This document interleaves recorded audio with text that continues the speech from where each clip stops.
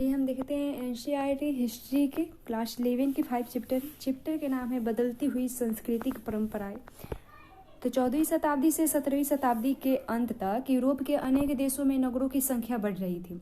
एक विशेष प्रकार की नगरीय संस्कृति विकसित हो रही थी। नगर के लोग अब यह सोचने लगे थे कि वे गांव के लोगों से अधिक सभ्य हैं। नगर खासकर फ्लोरेंस, वेनिस और रोम कला की विद्या के केंद्र बन गए। नगरों को राजाओं और चर्च से थोड़ी बहुत स्वायत्तता मिली थी। नगर कला और ज्ञान के केंद्र बन गए। अमीर और अभिजात वर्ग के लोग कलाकारों और लेखकों को आश्रयदाता थे। इसी समय मुद्रण के आविष्कार से अनेक लोगों को, चाहे वह दूर दराज नगरों या देशों में रह रहे हैं, छपी हुई पुस्तकें उपलब्ध होने लगी। यूरोप में इतिहास की समझ विकसित होने लगी और लोग अपने आधुनिक विश्व की तुलना यूनानी और रोमन प्राचीन दुनिया से करने लगे। यह अब माने जाने लगा कि प्रत्येक व्यक्ति अपने इच्छा अनुसार अपना धर्म चुन सकता है। चर्च के पृथ्वी के केंद्र संबंधी विश्वासों को वैज्ञानिक ने गलत सिद्ध कर दिया, क्योंकि वे अब सौरमंडल को समझने लगे थे, और नवीन भौगोलिक ज्ञान ने इन विचारों को उलट दिया कि भूमध्य सागर विश्व का केंद्र है। इस विचार के पीछे यह मान्यता रही कि यूरोप विश्व का केंद्र है। देखते हैं इटली के नगरों का पुनरुत्थान देखते हैं। तो पश्चिम रोम साम्राज्य के पतन के बाद इटली के राजनीतिक और सांस्कृतिक केंद्रों का विनाश हो गया। इस समय कोई भी एकीकृत सरकार नहीं थी और रोम का पोप, जो अपने राज्य में बेशक सार्वभौम था, समस्त यूरोपीय राजनीति में इतना मजबूत नहीं था। एक अरसे से पश्चिमी यूरोप के क्षेत्र सामंती संबंधों के कारण नया रूप ले रहे थे और लातीनी चर्च के नेतृत्व में उनका एकीकरण हो रहा था। इसी समय पूर्वी यूरोप बाइजेंटाइन साम्राज्य के शासन में बदल रहा था। उधर कुछ और पश्चिम में इस्लाम एक झांसी सभ्यता का निर्माण कर रहा था। इटली एक कमजोर देश था और अनेक टुकड़ों में बटा हुआ था, परंतु इन्हीं परिवर्तनों ने इतालवी संस्कृति के पुनरुत्थान में सहायता प्रदान किया। बाइजेंटाइन साम्राज्य और इस्लामी देशों के बीच व्यापार के बढ़ने से इटली के तटवर्तीय बंदरगाह पुनर्जीवित हो गए। 12वीं शताब्दी से जब मंगोलों ने चीन के साथ रेशम मार्ग से व्यापार आरंभ किया, तो इसके कारण पश्चिमी यूरोपीय देशों के व्यापार को बढ़ावा मिला और इसमें इटली के नगरों ने मुख्य भूमिका निभाई। अब वे अपने को एक शक्तिशाली साम्राज्य के अंग के रूप में ही नहीं देखने लगे, बल्कि स्वतंत्र नगर राज्यों का एक समूह मानते थे। नगर में फ्लोरेंस और वेनिस गणराज्य थे और कई अन्य दरबारी नगर थे जिनका शासन राजकुमार चलाते थे। इनमें सर्वाधिक जीवंत शहरों में पहला वेनिस और दूसरा जिनेवा था। वे यूरोप के अन्य क्षेत्रों में से इस दृष्टि से अलग थे कि यहाँ पर धर्माधिकार और सामंत वर्ग राजनीतिक दृष्टि से शक्तिशाली नहीं थे। नगर के धनी व्यापारी और महाजन नगर के शासन में सक्रिय रूप में भाग लेते थे, जिससे नागरिकता की भावना पनपने लगी। यहाँ तक कि जब इन नगरों का शासन सैनिक तानाशाहों के हाथ में रहा, तब भी इन नगरों के निवासी अपने को यहाँ का नागरिक कहने में गर्व का अनुभव करते थे।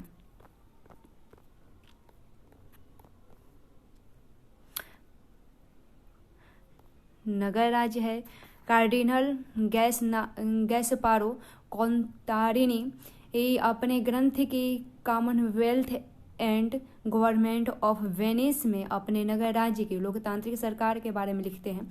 हमारे वेनिस के संयुक्त मंडल की संस्था के बारे में जानने पर आपको ज्ञात होगा कि नगर का संपूर्ण प्राधिकार एक ऐसी परिषद के हाथों में है जिसमें 25 वर्ष से अधिक आयु वाले सभी पुरुषों को सदस्यता मिल जाती है। सबसे पहले मैं आपको यह बताऊंगा कि हमारे पूर्वजों ने ऐसे नियम क्यों बनाया और सामान्य जनता को, नागरिक वर्ग में जिनके हाथ में संयुक्त मंडल के शासन की बागडोर है, शामिल क्यों नहीं किए जाए, क्योंकि उन नगरों में अनेक प्रकार की गड़बड़ियां और जन उपद्रव होते रहे, जहां की सरकार पर जन सामान्य का प्रभाव रहता है। कुछ लोगों के विचार इससे अलग थे। उनका कहना था कि यदि संयुक्त मंडल का शासन संचालन अधिक कुशलता से करना है तो योग्यता और संपन्नता को वो आधार बनाना चाहिए। दूसरी ओर सचरित्र नागरिक जिनका लालन पालन उदार वातावरण में होता है, वे पराये निर्धन हो जाते हैं। इसलिए हाँ, आर्य बुद्धिमान और विवेकावान पूर्वजों ने यह विचार रखा है कि सार्वजनिक नियम को बदलकर धन संपदा को आधार न बनाकर कुलीन वंशीय लोगों को प्राथमिकता दी जाए, तथा अभी इस शर्त के साथ कि केवल उच्च अभिजात वंशीय लोगों ही सत्ता में न रहे, क्योंकि ऐसे करने से चंद लोगों की शक्ति काफी बढ़ जाएगी और न कि संयुक्त मंडल के। गरीब लोगों को छोड़कर सभी नगरों का प्रतिनिधित्व सत्ता में होना चाहिए, चाहे वे अभिजात वंशीय हो या लोग हो जो अपने विशिष्ट गुणों के कारण उदात हो। इन सभी को सरकार चलाने का अधिकार मिलना चाहिए। फिर विश्वविद्यालय और मानवतावाद देखें तो यूरोप में सबसे पहले विश्वविद्यालय इटली के शहरों में स्थापित हुए। 11वीं शताब्दी में पादुआ और बोलोनिया विश्वविद्यालय के विधि शास्त्र के अध्ययन के केंद्र रहे। इसका कारण यह था कि इन नगरों के प्रमुख क्रियाकलाप व्यापार और वाणिज्य संबंधी थे, इसलिए वकीलों और नोटरी यानी यह सोलिसिटर और अभिलेखापाल दोनों के कार्य करते थे की बहुत अधिक आवश्यकता होती थी, क्योंकि वे नियमों को लिखने और उन्हीं की व्याख्या करते और समझौते तैयार करते थे। इनके बिना बड़े पैमाने पर व्यापार करना संभव नहीं था। यही कारण था कि कानून का अध्ययन एक प्रिय विषय बन गया। लेकिन कानून के अध्ययन में यह बदलाव आया कि उससे रोमन संस्कृति के संदर्भ में पढ़ा जाने लगा। फ्रांचेस्को पेट्रोक इस परिवर्तन का प्रतिनिधित्व करते थे और पेट्रोक के लिए पूरा काल एक विशिष्ट सभ्यता थी, जिसे प्राचीन यूनानियों और रोमनों के वास्तविक शब्दों के माध्यम से ही अच्छी तरह समझा जा सकता है। अतः उसने इस बात पर जोर दिया कि इस प्राचीन अभिलेखों की रचनाओं का बहुत अच्छी तरह से अध्ययन किया जाए। इस शिक्षा कार्यक्रम में यह अंतर्निहित था कि बहुत कुछ जानना बाकी है और यह सब हम केवल धार्मिक शिक्षक से नहीं सीखते।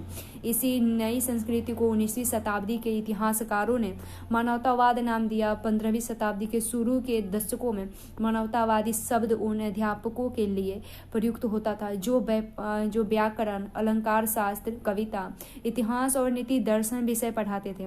लातिनी शब्द ह्यूमेनिटस, जिससे ह्यूमैनिटीज शब्द बना है, जिसे कई शताब्दियों पहले रोम के वकील तथा निबंधकार सिसरो ने, जो कि जूलियस सीजर का समकालीन था, संस्कृति के अर्थ में लिया था। ये विषय धार्मिक नहीं थे, वरन उस कौशल पर बल देते थे जो व्यक्ति चर्चा और वाद विवाद से विकसित करता था। इन क्रांतिकारी विचारों ने अनेक विश्वविद्यालय का ध्यान आकर्षित किया।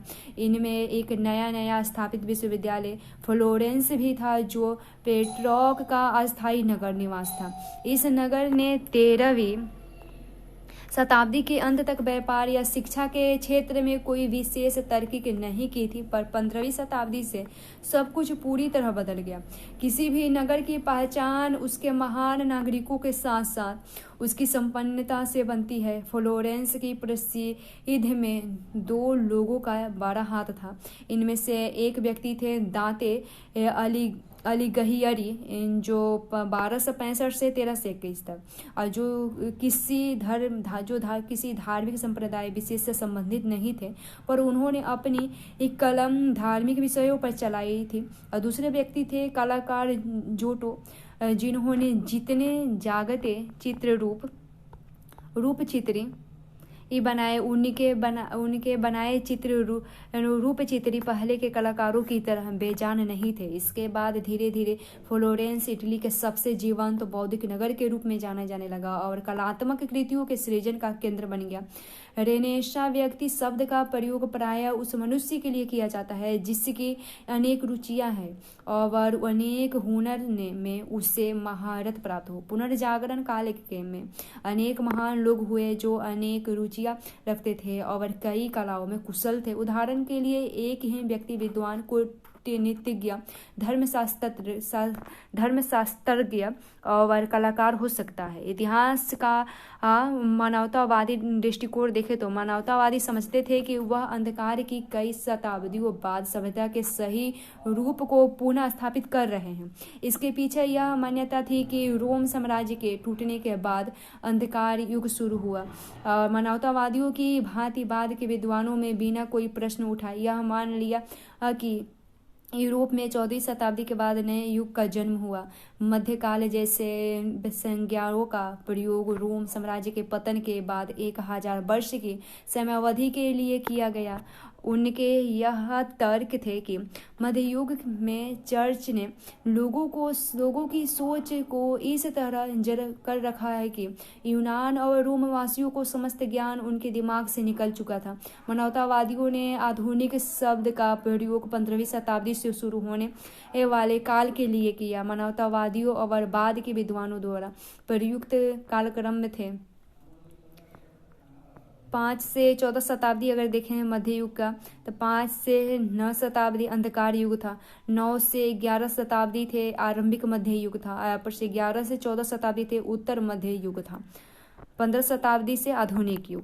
हाल में अनेक इतिहासकारों ने इस काल विभाजन पर सवाल उठाए हैं। इस काल के यूरोप के बारे में जैसे जैसे खोजों और शोध बढ़ाते गए वैसे वैसे विद्वानों ने शताब्दियों की संस्कृति समृद्धि अथवा असमृद्धि को आधार मानकर तीक्ष्ण विभाजन करने से अपनी दुविधा जताई। किसी भी काल को अंधकार युग की संज्ञा देने उन्हें अनुचित लगा। विज्ञान और दर्शन अरबियों का योगदान देखें तो पूरे मध्य युग में ईसाई गिरजाघरों और मठों के विद्वान यूनान और रोमन विद्वानों की कृतियों से परिचित थे। इन पर लोगों ने इन चर्चाओं का प्रचार प्रसार नहीं किया। 14वीं शताब्दी में अनेक विद्वानों ने प्लेटो और अरस्तु के ग्रंथों में अनुवादों को पढ़ना शुरू किया गया। इसके लिए वे विद्वानों के ऋणी नहीं थे बल्कि वे अरब अनुवादकों के ऋणी थे जिन्होंने अतीत की पांडुलिपियां का संरक्षण और अनुवाद सावधानी पूर्वक किया था। यानी अरब भाषा में प्लेटो, अफलातूनी और एरिस्टोहोटी अरस्तु नाम से जाने जाते थे। जबकि एक और यूरोप के विद्वान यूनानी ग्रंथों के अरबी अनुवादों का अध्ययन कर रहे थे।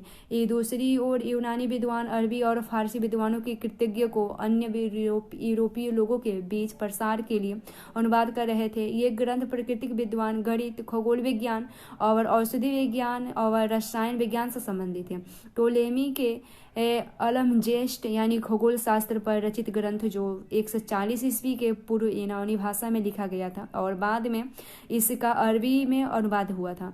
अरबी भाषा के विशेष उपद अल का उल्लेख है जो कि यूनानी और अरबी भाषा के बीच रहे संबंधों को दर्शाता है।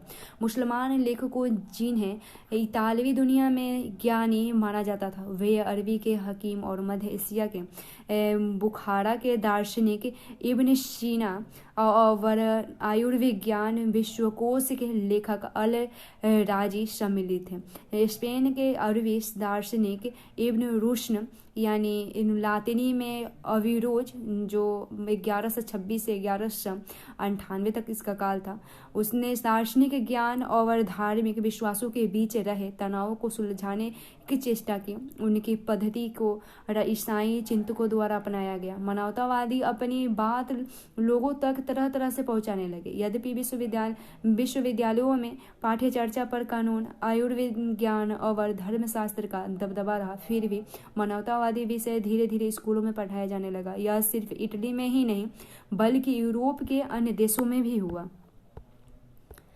कलाकार और यथार्थवाद देखें तो उस समय के लोगों के विचार को आकार देने का साधन मानवतावादियों के लिए केवल औपचारिक शिक्षा ही नहीं थी बल्कि कला, वस्तुकला और ग्रंथों ने मानवतावादी विचारों को फैलाने में प्रभावी भूमिका निभाई।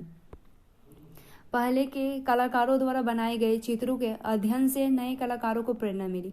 रोमन संस्कृति के भौतिक अवशेषों की उतनी ही उत्कृष्टता के साथ खोज की गई जितनी की अतीत के प्राचीन ग्रंथों की। रोम साम्राज्य के पतन के 1000 साल बाद के प्राचीन रोम और उसके उजारू नगरों के खंडहरों में कलात्मक वस्तुएं मिले। अनेक शताब्दियों पहले बनी आदमी और औरतों की संतुलित मूर्तियों के प्रति आदर ने उस परंपरा को कायम रखने के लिए इतालवी वास्तुविदों को प्रोत्साहित किया।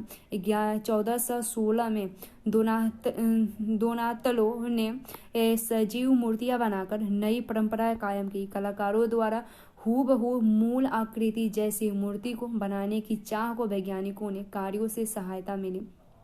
नरकंकालों का अध्ययन करने के लिए कलाकार आयुर्विज्ञान कॉलेजों की प्रयोगशालाओं में गए और उसके बाद बेल्जियम मूल्य के एंड्रियल बेसेलियम पादुआ विश्वविद्यालय में आयुर्विज्ञान के प्राध्यापक थे। ये पहले व्यक्ति थे जिन्होंने सूक्ष्म परीक्षण के लिए मनुष्य के शरीर की चीरफाड़ की और इसी समय के आधुनिक शरीर क्रिया विज्ञान का प्रारंभ हुआ। चित्रकारों के लिए नमूने के तौर पर प्राचीन कृतियाँ नहीं थी, लेकिन मूर्तिकारों की तरह उन्होंने यथार्थ चित्र बनाने की कोशिश की। उन्हें अब यह मालूम हो गया कि रेखागणित के ज्ञान से चित्रकार अपने परिदृश्य को ठीक तरह से समझ सकता है तथा प्रकाश के बदलते गुणों का अध्ययन करने से उनके चित्रों में त्रियामी रूप दिया जा सकता है। लेप चित्र के लिए तेल के एक माध्यम के रूप में प्रयोग ने चित्रों को पूर्व की तुलना में अधिक रंगीन और चटक बना सकता है। उनके अनेक चित्रों में दिखाए गए वस्त्रों के डिजाइन और रंग संयोजक में चीनी और फारसी चित्रकला का प्रभाव दिखता है जो उन्हें मंगोलों से मिली थी। इस तरह शरीर विज्ञान, रेखा गणित, भौतिकी और सौंदर्य की उत्कृष्ट भावना ने इतालवी कला को नया रूप दिया, जिसे बाद में यथार्थवाद कहा गया। यथार्थवाद की यह परंपरा 19वीं शताब्दी तक रही थी। वास्तुकला देखिए तो 15वीं शताब्दी में रोम नगर भव्य रूप से पुनर्जीवित हो उठा। 1417 से पोप राजनीतिक दृष्टि से शक्तिशाली बन गए, क्योंकि 1378 से दो प्रतिस्पर्धी पोप के निर्वाचन से जन्मी दुर्बलता का अंत हो गया था। उन्होंने रोम के इतिहास के अध्ययन को सक्रिय रूप से प्रोत्साहित किया। पुरातत्वविदों यानी पुरातत्व का नया हुनर था द्वारा रोम के अवशेषों का सावधानी से उत्खनन किया। इसने वास्तुकला की एक नई शैली को प्रोत्साहित किया जो वास्तव में रोम साम्राज्य कालीन शैली का पुनरुत्थान थी, जिसे अब शास्त्रीय शैली कहा गया।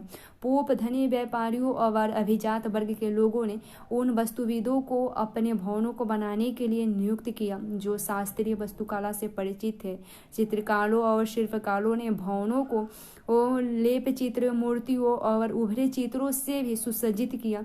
इस काल में कुछ ऐसे भी लोग हुए जो कुशल चित्रकार, मूर्तिकार और वास्तुकार सभी कुछ थे। इसका सबसे श्रेष्ठ उदाहरण माइकल एंजेलो बुआनारोती है, जिन्होंने पोप के सिस्टीन चैपल की भीतरी छत से लेप चित्र, दी पाइटर नामक प्रतिमा और सेंट पीटर गिरजे के गुंबद का डिजाइन बनाया और इनकी वजह से माइकल एंजेलो अमर हो गए। ये सारी कलाकृतियाँ रोम में ही है। वास्तुकार फिलिपो ब्रूनेलेसी जिन्होंने फ्लोरेंस के भव्य गुंबद का परिरूप प्रस्तुत किया था, उन्होंने अपना पेशा एक मूर्तिकार के रूप में शुरू किया। इस काल में एक और अनोखी बदलाव आया। अब कलाकार की पहचान उसके नाम से होने लगा, न कि पहले की तरह उसे संघ या श्रेणी के नाम से थे। प्रथम मुद्रित पुस्तकें देखें तो दूसरे देशों के लोग यदि महान कलाकारों द्वारा रचित लेप चित्रों, मूर्तियों या भवनों को देखना चाहते थे तो उन्हें इटली की यात्रा करनी पड़ती थी। परंतु जहाँ तक साहित्य की बात है तो कुछ भी इटली में लिखा गया विदेश तक पहुंचा। ये सब 16वीं शताब्दी की क्रांतिकारी मुद्रण प्रौद्योगिकी की दक्षता की वजह से हुआ। इसके लिए यूरोपीय लोग अन्य लोगों के मुद्रण प्रौद्योगिकी के लिए चीनियों के तथा मंगोल शासकों के ऋणी रहे, क्योंकि यूरोप के व्यापारी और राजनयिक मंगोलों शासकों के राज दरबार में अपनी यात्राओं के दौरान इस तकनीकी से परिचित हुए थे। यानी ऐसे ही अन्य 3 प्रमुख तकनीकी नवीनकरण आग्नेयास्त्र और कंपास और फलक के विषय में भी हुआ था। इससे पहले किसी ग्रंथ की कुछ ही हस्तलिखित प्रतियां होती थी। सन 1455 में जर्मन मूल के जोहानेस गुटनबर्ग, जिन्होंने पहले छापे खाने का निर्माण किया, उनकी कार्यशाला में बाइबल की 150 प्रतियां छपी। इससे पहले इतने ही समय में ही धर्म भिक्षु बाइबल की केवल एक ही प्रति लिख पाता था और 15वीं शताब्दी तक अनेक क्लासिकी ग्रंथों जिनमें अधिकतर तालिनी ग्रंथ थे। उनका मुद्रण इटली में हुआ था। चूँकि मुद्रित पुस्तकें उपलब्ध होने लगी और उनका क्रय संभव होने लगा, छात्रों को केवल अध्यापकों के व्याख्यानों से बने नोट पर निर्भर नहीं रहा, पर अब विचार, मत और जानकारी पहले ही अपेक्षा तेजी से प्रसारित हुए। नए विचारों को बढ़ावा देने वाली एक मुद्रित पुस्तक कई सौ पाठकों के पास हुआ जल्द पहुंच सकती थी। अब पाठक एकांत में बैठकर पढ़ने को पुस्तकों को पढ़ सकते थे, क्योंकि वह उन्हें बाजार से खरीद सकते थे। इससे लोगों में पढ़ने की आदत का विकास हुआ। 15वीं शताब्दी के अंत से इटली की मानवतावादी संस्कृति का अल्प्स पर्वत के पार बहुत तेजी से फैलने का मुख्य कारण वहां पर छपी हुई पुस्तकों का विवरण था। इससे स्पष्ट है कि पहले के बौद्धिक आंदोलन खास क्षेत्रों तक ही सीमित क्यों रहते थे। मनुष्य की एक नई संकल्पना देखें तो मानवतावादी संस्कृति की विशेषताओं में से एक था मानव जीवन पर धर्म का नियंत्रण कमजोर होना। इटली के निवासी भौतिक संपत्ति, शक्ति और गौरव से बहुत ज्यादा आकृष्ट थे, परंतु ये जरूरी नहीं कि वे अधार्मिक थे। वेनिस के मानवतावादी फ्रेंचेस्को बर्बारो ने अपनी एक पुस्तिका में संपत्ति अधिग्रहण करने को एक विशेष गुण कहकर उसकी तरफदारी की। लोरेंजो वाला विश्वास करते थे कि इतिहास का अध्ययन मनुष्य को पूर्णतया जीवन व्यतीत करने के लिए प्रेरित करता है। जिन्होंने अपनी पुस्तक ऑन प्लेजर में भोग विलास पर लगाई गई ईसाई धर्म की निषेधाज्ञा की आलोचना की। इस समय लोगों ने अच्छे व्यवहारों के प्रति दिलचस्पी थी। व्यक्ति को किस तरह विनम्रता से बोलना चाहिए, कैसे कपड़े पहनने चाहिए और एक सभ्य व्यक्ति को किससे दक्षता हासिल करनी चाहिए। मानवतावाद का अब मतलब यह था कि व्यक्ति विशेष सत्ता और दौलत को इसको छोड़कर अन्य कई माध्यम से अपने जीवन को रूप दे सकता था। यह आदर्श इस विश्वास के साथ घनिष्ठ रूप से जुड़ा था कि मनुष्य का स्वभाव बहुमुखी है, जो कि 3 भिन्न वर्गों जिसमें सामंती समाज विश्वास करता था के विरुद्ध गया। महिलाओं की आकांक्षाएं देखो तो व्यक्तिगता और नागरिकता के नए विचारों में महिलाओं को दूर रखा गया। सार्वजनिक जीवन में अभिजात और संपन्न परिवार के पुरुषों का प्रभुत्व था और घर परिवार के मामले में भी वे ही निर्णय लेते थे।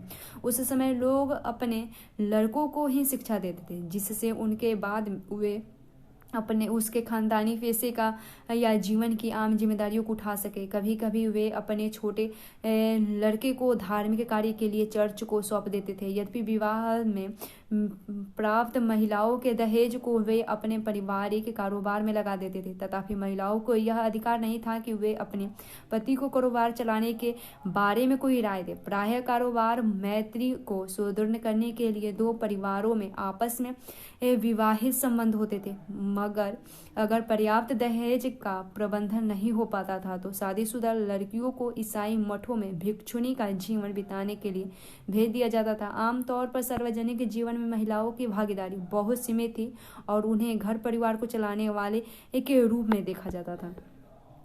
व्यापारी परिवार में महिलाओं की स्थिति कुछ भिन्न थी। दुकानदारों की स्त्रियां दुकानों को चलाने में प्रायः उनकी सहायता करती थी। व्यापारी और साहूकार परिवारों की पत्नियां परिवार के कारोबारों को उस स्थिति में संभालती थी जब उनके पति लंबे समय के लिए दूर दराज स्थानों को व्यापार के लिए जाते थे।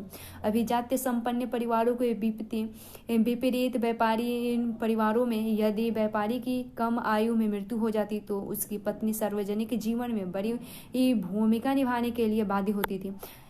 पर उस काल की कुछ महिलाएं बौद्धिक रूप से बहुत रचनात्मक थी और मानवतावादी शिक्षा की भूमिका के बारे में संवेदनशील थी। वेनिस निवासी शांदा फदेले ने लिखा कि यद्यपि महिलाओं को शिक्षा न तो पुरस्कार देती है न किसी सम्मान का आश्वासन, तथापि प्रत्येक महिला को सभी प्रकार की शिक्षा को प्राप्त करने की इच्छा रखनी चाहिए और उसे ग्रहण करना चाहिए। उस समय की वह उस समय की उन थोड़ी सी महिलाओं में से एक ऐसी महिला थी जिन्होंने तत्कालीन इन विचारधारों को चुनौती दी कि एक मानवतावादी विद्वान के गुण एक महिला के पास नहीं हो सकते। फदेले का नाम यूनानी और लातीनी भाषा के विद्वानों के रूप में विख्यात था। उन्हें पादुआ विश्वविद्यालय में भाषण देने के लिए आमंत्रित किया गया। फादेले की रचनाओं से यह बात सामने आती है कि इस काल में सब लोग शिक्षा को बहुत महत्व देते थे। वे वेनिस की अनेक लेखिकाओं में से एक थी जिन्होंने गणतंत्र की आलोचना स्वतंत्रता की एक बहुत सीमित परिभाषा निर्धारित करने के लिए की, जो महिलाओं की अपेक्षा पुरुषों की इच्छा का ज़्यादा समर्थन करती थी। इस काल की एक अन्य प्रतिभाशाली महिला मंटुआ की मार्सिला इसाबेला दी इस्ते थी जिन्होंने अपने पति की अनुपस्थिति में अपने राज्य पर शासन किया। यद्यपि मंटूला एक छोटा सा राज्य था, तथापि उसका राज दरबार अपनी बौद्धिक प्रतिभा के लिए प्रसिद्ध था। महिलाओं की रचनाओं से उनके इस दृढ़ विश्वास का सब पता चलता है कि उन्हें पुरुष प्रधान समाज में अपनी पहचान बनाने के लिए अधिक आर्थिक स्वायत्तता, संपत्ति और शिक्षा मिलनी चाहिए। ईसाई धर्म के अंतर्गत वाद विवाद देखें तो व्यापार और सरकार, सैनिक विजय और कूटनीतिक संपर्कों के कारण इटली के नगरों और राज दरबारों के दूर के देशों से संपर्क स्थापित हुए। नई संस्कृति के शिक्षित और समृद्धशाली लोगों द्वारा प्रशंसा ही नहीं की गई बल्कि वरन उसको अपनाया भी गया, परंतु इन नए विचारों में कुछ ही आम आदमी तक पहुंच सके क्योंकि वे साक्षर नहीं थे। 15वीं और आरंभिक 16वीं शताब्दी में उत्तरी यूरोप के विश्वविद्यालय के अनेक विद्वान मानवतावादी विचारों की ओर आकर्षित हुए। अपने इतालवी सहकर्मी की तरह उन्होंने भी यूनान और रोम के क्लासिक ग्रंथों और ईसाई धर्म ग्रंथों के अध्ययन पर अधिक ध्यान दिए। पर इटली के विपरीत, जहाँ पेशेवर विद्वान मानवतावादी आंदोलन पर हावी रहे, उत्तरी यूरोप में मानवतावाद ने ईसाई चर्च के अनेक सदस्यों को आकर्षित किया। उन्होंने ईसाइयों को अपने पुराने धर्म ग्रंथों में बनाए गए तरीकों से धर्म का पालन करने का आह्वान किया। साथ ही उन्होंने आवश्यक कर्म कांडों को त्यागने की बात की और उनकी यह कहकर निंदा की गई कि उन्हें एक सरल धर्म में बाद में जोड़ा गया। मानव के बारे में उनका दृष्टिकोण बिल्कुल नया था क्योंकि वे उसे एक मुक्त विवेकपूर्ण कर्ता समझते थे। बाद के दार्शनिक बार बार इसी बात को दोहराते थे कि वे एक दूरवर्ती ईश्वर में विश्वास रखते थे और मानते थे कि उसने मनुष्य बनाया है, लेकिन उसे अपना जीवन मुक्त रूप से चलाने की पूरी आज़ादी भी दी है। वे यह भी मानते थे कि मनुष्य को अपनी खुशी इसी विश्व में वर्तमान में ही ढूंढनी चाहिए। ईसाई मानवतावादी जैसे कि इंग्लैंड के टॉमस मोर और हॉलैंड के इरेस्मस का यह मानना था कि चर्च एक लालची और साधारण लोगों से बात बात पर लूट खसोट करने वाली संस्था बन गई। पादरियों का लोगों से धन ठगने का सबसे सरल तरीका पाप स्वीकार रिक्त नामक दस्तावेज था, जो व्यक्ति को उसके सारे किए गए पापों से छुटकारा दिला सकता था। ईसाइयों को बाइबिल के स्थानीय भाषाओं में छपे अनुवाद से यह ज्ञात होता है कि उनका धर्म इस प्रकार की प्रथाओं के प्रचलन की संज्ञा नहीं देता है। यूरोप के लगभग प्रत्येक भाग में किसानों ने चर्च द्वारा लगाए गए इस प्रकार के अनेक करों का विरोध किया।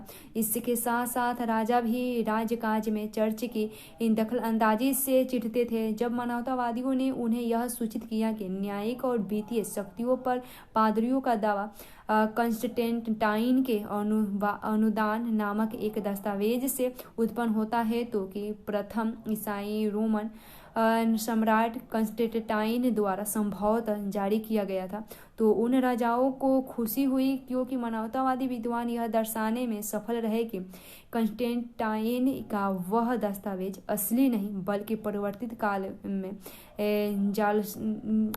काल में जालसाजी से तैयार किया गया था।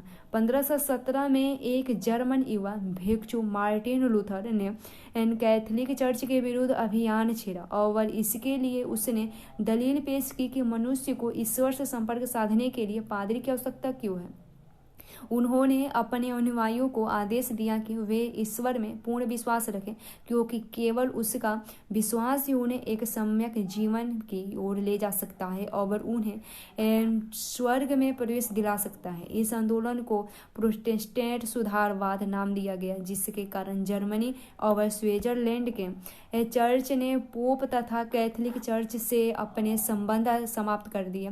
स्विट्जरलैंड में लूथर के विचारों को अल्रिक ज्विंगली और उसके बाद जो और कैल्विन ने काफ़ी लोकप्रिय बनाया। व्यापारियों ने समर्थन मिलने के कारण सुधारों की लोकप्रियता शहरों में अधिक थी, जबकि ग्रामीण इलाकों में कैथोलिक चर्च का प्रभाव बरकरार रहा।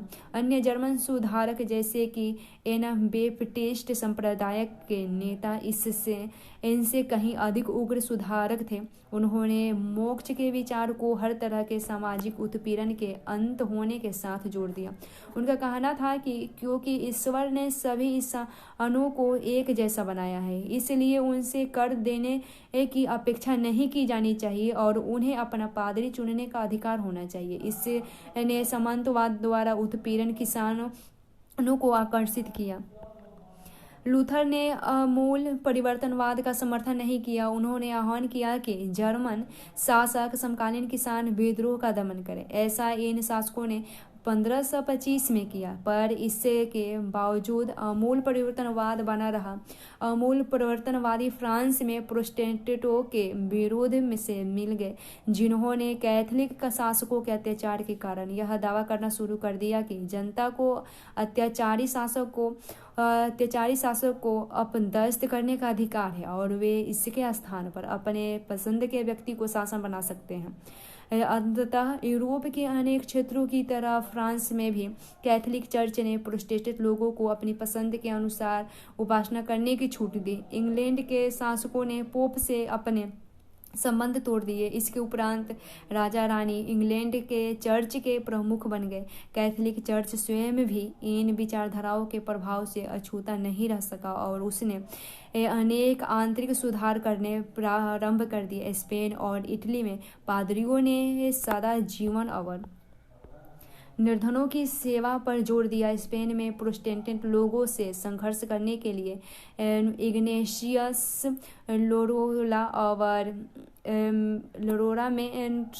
लोरोला ने 1540 में सोसाइटी ऑफ सीसस नामक संस्था की स्थापना की।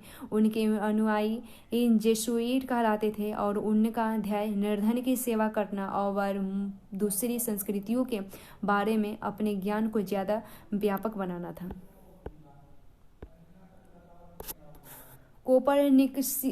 देखते हैं उसके बाद कोपरनिकसीय क्रांति देखें तो ईसाइयों की यह धारणा थी कि मनुष्य पापी है। इन पर वैज्ञानिकों ने पूर्णतया अलग दृष्टिकोण से आपत्ति की और यूरोपीय विज्ञान के क्षेत्र में एक युगांतरकारी परिवर्तन मार्टिन लूथर के समकालीन कोपरनिकस के काम से आया और ईसाइयों का यह विश्वास था कि पृथ्वी पापों से भरी हुई है और पापों की अधिकता के कारण यह स्थिर है। पृथ्वी ब्रह्मांड के बीच में स्थिर है, जिसके चारों ओर खगोलीय गृह घूम रही है। कोपरनिकस ने यह घोषणा की कि पृथ्वी समेत सारे ग्रह सूर्य के चारों ओर परिक्रमा करते हैं। कोपरनिकस एक प्रतिष्ठावान ईसाई थे और वह इस बात से भयभीत थे कि उनकी इस नई खोज से परंपरावादी ईसाई धर्माधिकारियों में घोर प्रतिक्रिया उत्पन्न हो सकती है। यही कारण है कि वह अपनी पांडुलिपि में दी रिवॉल्यूशन निवस को प्रकाशित नहीं कराना चाहते थे। जब वह अपनी मृत्यु शैया पर पड़े तो तब उन्होंने यह पांडुलिपि अपने अनुयायी जोसीम रिटिकस को सौंप दी। उनके इन विचारों को ग्रहण करने में लोगों को थोड़ा समय लगा। काफ़ी समय बाद यानी आधी शताब्दी से अधिक समय बीतने पर खगोल शास्त्री जोहानेस केप्लर, जो 1571 से 1630 तक था, तथा गैलीली ने अपने लेखों द्वारा स्वर्ग और पृथ्वी के अंत को समाप्त कर दिया। केपलर ने अपने ग्रंथ कॉस्मोग्राफिकल मिस्ट्री खगोलीय रहस्य में कोपरनिकस के सूर्य केंद्रित सौरमंडलीय सिद्धांत को लोकप्रिय बनाया, जिससे यह सिद्ध हुआ कि सारे ग्रह सूर्य के चारों ओर वृत्ताकार रूप में नहीं बल्कि दीर्घ वृत्ताकार मार्ग पर परिक्रमा करते हैं। गैलीलियो ने अपने ग्रंथ दी मोशन में गतिशील विश्व के सिद्धांतों की पुष्टि की। विज्ञान के जगत में एन क्रांति ने न्यूटन के गुरुत्वाकर्षण के सिद्धांत के साथ अपनी पराकाष्ठा की ऊंचाई को छू लिया। ब्रह्मांड का अध्ययन देखें तो गैलीलियो ने एक बार टिप्पणी की कि बाइबल जिस स्वर्ग का मार्ग अवलोकित कराता है वह स्वर्ग किस प्रकार चलता है उसके बारे में कुछ नहीं बताता। इन विचारों ने हमें बताया है कि ज्ञान विश्वास से हटकर अवलोकन एवं प्रयोग पर आधारित है। जैसे जैसे इन वैज्ञानिकों ने ज्ञान की खोज का रास्ता दिखाया, वैसे वैसे भौतिकी, रसायन शास्त्र और जीव विज्ञान के क्षेत्र में अनेक प्रयोग और अन्वेषण कार्य बहुत तेजी से पनपने लगे।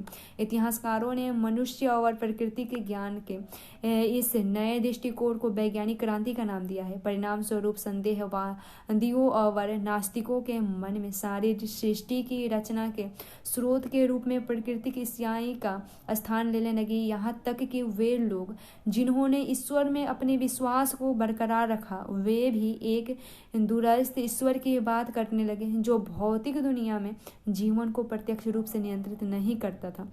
इस प्रकार के विचारों को वैज्ञानिक संस्थाओं के माध्यम से लोकप्रिय बनाया गया, जिससे सार्वजनिक क्षेत्र में एक नई वैज्ञानिक संस्कृति की स्थापना हुई। 1670 में बनी पेरिस अकादमी और 1662 में वास्तविक ज्ञान के प्रसार के लिए लंदन में गठित रॉयल सोसाइटी ने लोगों की जानकारी के लिए व्याख्यानों का आयोजन किया और सार्वजनिक प्रदर्शन के लिए प्रयोग करवाया। 14वीं सदी में क्या यूरोप में पुनर्जागरण हुआ था? तो देखिए, अब हम पुनर्जागरण की अवधारणा पर पुनर्विचार करेंगे। क्या हम यह कह सकते हैं कि इस काल में अतीत से साफ विच्छेद हुआ और यूनान और रोमन परंपराओं से जुड़े विचारों का पुनर्जन्म हुआ? क्या इससे पहले का काल यानी 12वीं और 13वीं शताब्दी में अंधकार का समय था? इंग्लैंड के पीटर वर्क जैसे हाल ही के लेखकों का यह सुझाव है कि बर्कहर्ट के ये विचार अतिशयोक्तिपूर्ण है। बर्कहर्ट इस काल और इससे पहले के कालों में के फर्कों को कुछ बढ़ा चढ़ाकर पेश कर रहे थे। ऐसा करने में उन्होंने पुनर्जागरण शब्द का प्रयोग किया।